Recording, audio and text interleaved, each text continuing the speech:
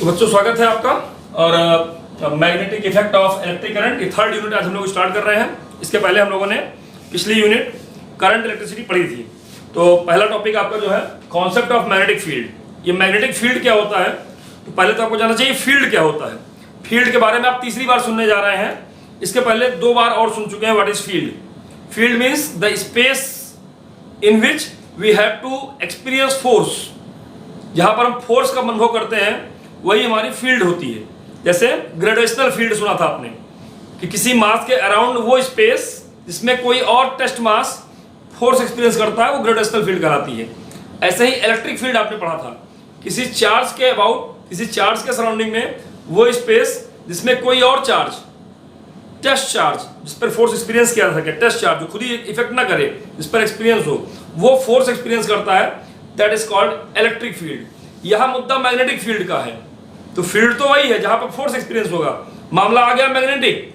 Magnetic का मतलब यह है कि जहां कोई मैग्नेट का पोल, मैग्नेट के 2 पोल के बारे में आपने बचपन से सुन रखे हैं, नॉर्थ पोल और साउथ पोल। तो जहां पर मैग्नेट का कोई पोल, या वैसे मैग्नेट, ये कॉन्सेप्ट अभी आप सीखेंगे कि मैग्नेट कभी सिंगल पोल नहीं होता, यूनिपोल नहीं होता है। अगर नॉर्थ है तो साउथ जरूर होगा। अभी कैसे ही आगे बताऊंगा मैं आपको। तो जहां पर मैग्नेट का हाइपोथेटिकल माना गया यूनिट पोल, यूनिपोल या फोर्स एक्सपीरियंस करे, या डाईपोल, नॉर्थ और साउथ का एक कॉम्बिनेशन मैग्नेट, ये टॉर्क एक्सपीरियंस करेगा। अगर 2 हो जाएंगे टॉर्क एक्सपीरियंस करेगा, और अगर हाइपोथेटिकल यूनिपोल की बात करेंगे तो फोर्स एक्सपीरियंस करेगा। तो किसी भी कोई ऐसा स्पेस जहां पर मैग्नेट टॉर्क एक्सपीरियंस करे या hypothetical magnetic pole force experience करे, that space is known as magnetic field. और ये मैग्नेटिक फील्ड मिलेगा कैसे, कैसे मिलता है, ये हम समझेंगे।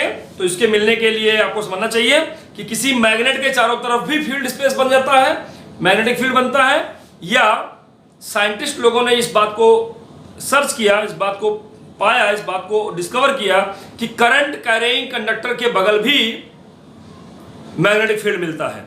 किसने सबसे पहले डिस्कवर किया, क्या एक्सपेरिमेंट था, ये बातें हम लोग इस चैप्टर में सीखेंगे। आइए पहले कॉन्सेप्ट ऑफ मैग्नेटिक फील्ड क्या है इसको लिखें, इसको समझें। What is magnetic field? तो the space around current carrying conductor और magnet in which hypothetical unipole और a magnetic dipole experience torque या फोर्स। तो आइए हम लोग इसको लिखते हैं, the space around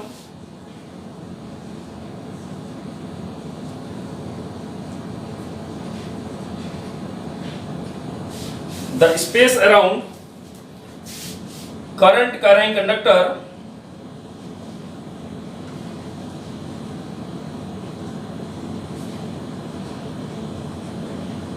the space around current carrying conductor in which the space around current carrying conductor in which its magnetic effect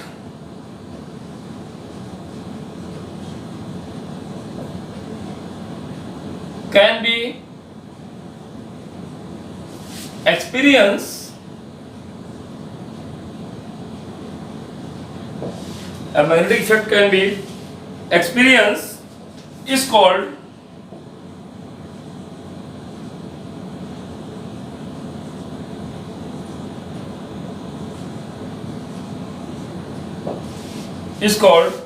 magnetic field. When a magnetic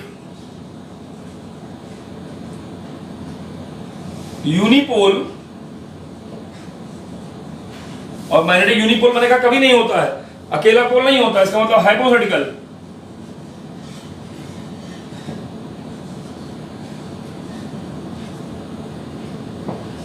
A magnetic unipole, bracket में hypothetical, placed inside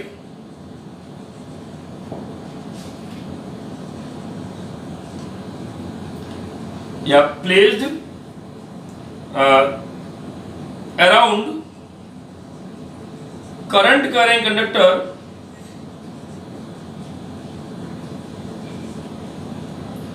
current carrying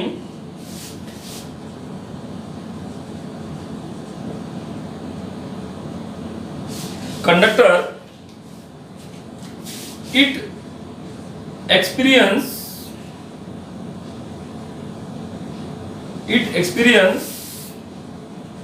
a force, it experience force, hypothetical unipole पर एक force लगता है, या इसी बात को आप कह सकते हैं। और अ मैग्नेटिक डाइपोल, क्योंकि डाइपोल के रूप में मिलता है, अ मैग्नेटिक डाइपोल एक्सपीरियंस अ टॉर्क, चलिए सबसे महत्वपूर्ण इस चैप्टर का जो यहां जानना हम लोग को वो है ओरेस्टेड एक्सपेरिमेंट।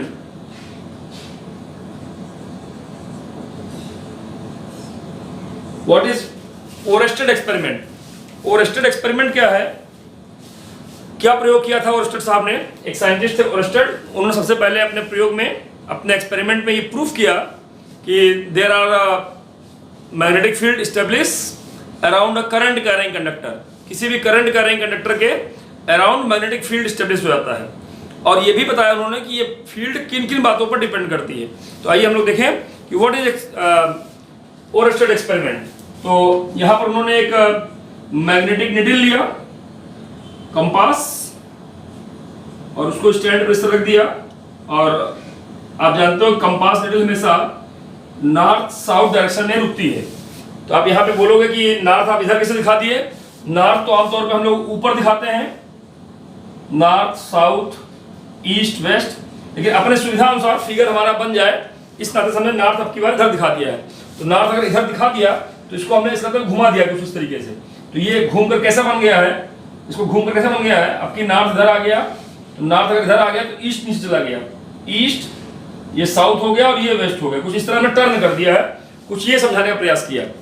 अब अगर एक wire current carrying conductor put above the compass needle along the south north south direction and current conduct from south to north, इसमें करंट फ्लो कर रहा है मैग्नेटिक नीडल के ऊपर।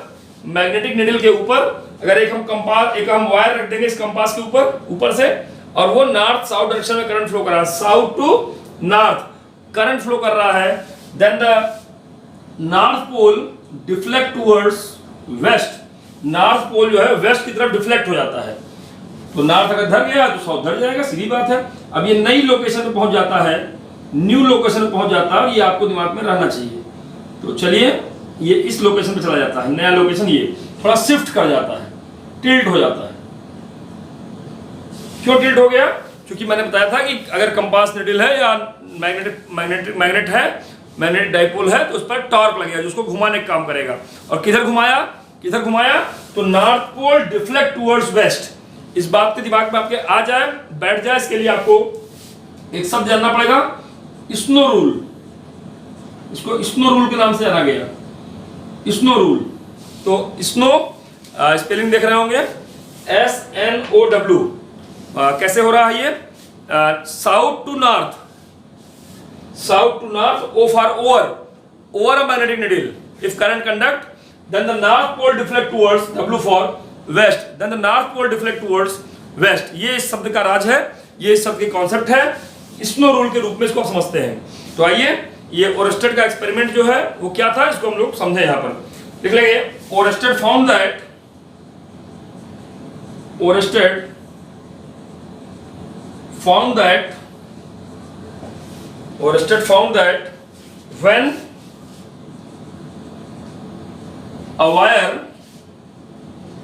when a wire AB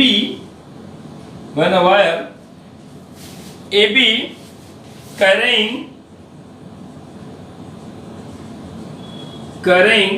current, when a wire AB carrying current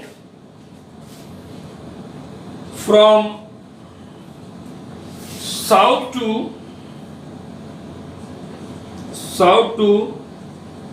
north direction above above a magnetic needle, above a magnetic needle NS, north south दिखा रहा हूं, compass needle NS, so that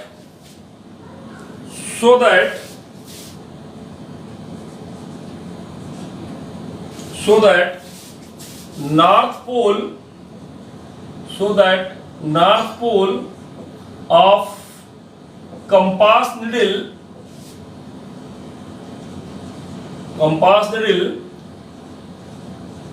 deflected towards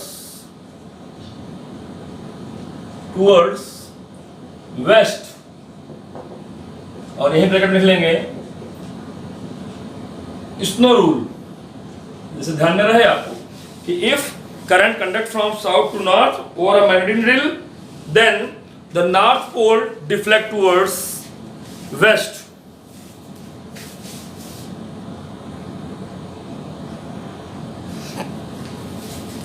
तो बच्चों आपने देखा कि according to snow rule, when the current conduct along a wire from south to north over a magnetic needle, then the north pole deflect towards west।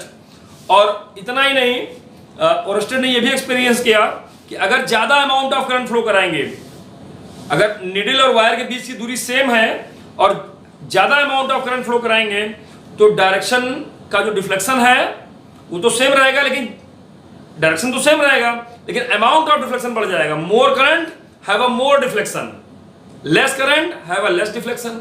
और अगर current की direction पलट दिया आपने, जो करंट साउथ टू नॉर्थ था वो current अब नॉर्थ टू साउथ हो जाएगा। तो जो नॉर्थ पोल वेस्ट जा रहा था, अब वही नॉर्थ पोल अपोजिट, वेस्ट नहीं मतलब ईस्ट जाने लगेगा। तो ऑब्वियस सी बात है ये, और अगर करंट नहीं फ्लो करेगी डिफ्लेक्शन भी नहीं होगा। तो ये सारी बातें ओरस्टेड ने महसूस की और उन्होंने बताया, उन्होंने समझाया और ये निष्कर्ष निकाला कि when a current conduct, then magnetic field establish around it, and the strength of magnetic field and direction of magnetic field also depend upon the direction of current and strength of current। उसके strength पर भी और current पर भी depend करता है। तो आइए, the amount of deflection in needle depend upon strength of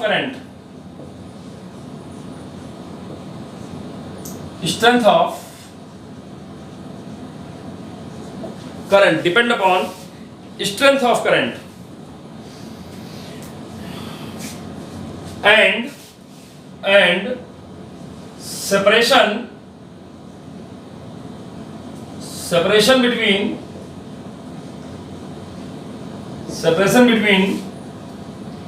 needle and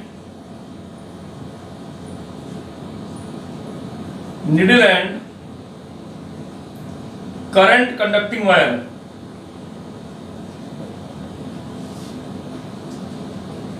needle and current conducting wire, मतलब करंट ज्यादा होगा तो डिफ्लेक्शन ज्यादा होगा, और अगर करंट उतना ही है, वायर और निडल के बीच की दूरी बढ़ जाए, तो वायर और निडल के बीच की दूरी बढ़ेगी तो वहां पर मैग्नेटिक फील्ड कम हो जाएगा, डिफ्लेक्शन कम हो जाएगा। वायर और निडल के बीच की दूरी कम होगी, डिफ्लेक्शन ज्यादा हो जाएगा। मतलब डिफ्लेक्शन कितना होगा इस बात पर डिपेंड करता है करंट कितनी है और वायर और निडल के बीच की दूरी कितनी है, वायर से दूरी कितनी है। अगर वायर से दूरी ज्यादा तो मैग्नेटिक फील्ड कम, वायर से दूरी कम मैग्नेटिक फील्ड ज्यादा, करंट ज्यादा तो भी मैग्नेटिक फील्ड ज्यादा। तो ये सारी बातें समझना पड़ेगा। यही मैंने लिखा था, amount of deflection in the needle depend upon strength of current and separation between needle and current conducting wire.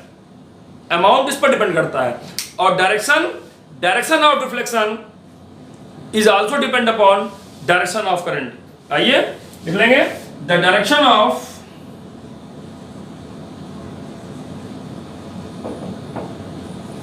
deflection in needle is depend upon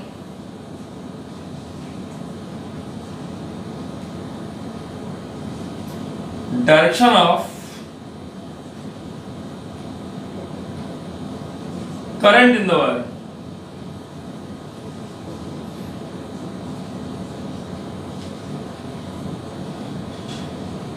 direction of current in the wire, तो कितना direction deflection होने वाला है? ज्यादा deflection current ज्यादा होने पर, कम दूरी होने पर नजदीक पे ज्यादा फील्ड होगी, ज्यादा दूरी पर कम हो जाएगी फील्ड, करंट ज्यादा होने पर फील्ड ज्यादा हो जाएगी। सारी बातें मैंने समझाई आपको। और मैंने कहा साउथ टू नॉर्थ के बजाय, करंट साउथ टू नॉर्थ के बजाय अगर नॉर्थ टू साउथ हो जाएगा तो डिफ्लेक्शन ऑफ नॉर्थ पोल जो वेस्ट हो रहा था, अब वो जो डिफ्लेक्शन ऑफ नॉर्थ पोल है वो ईस्ट हो जाएगा। ये सारी बातें आपको समझ में आनी चाहिए। उम्मीद है ये कॉन्सेप्ट समझ में आया होगा और आपको कहीं कोई दिक्कत नहीं आएगी।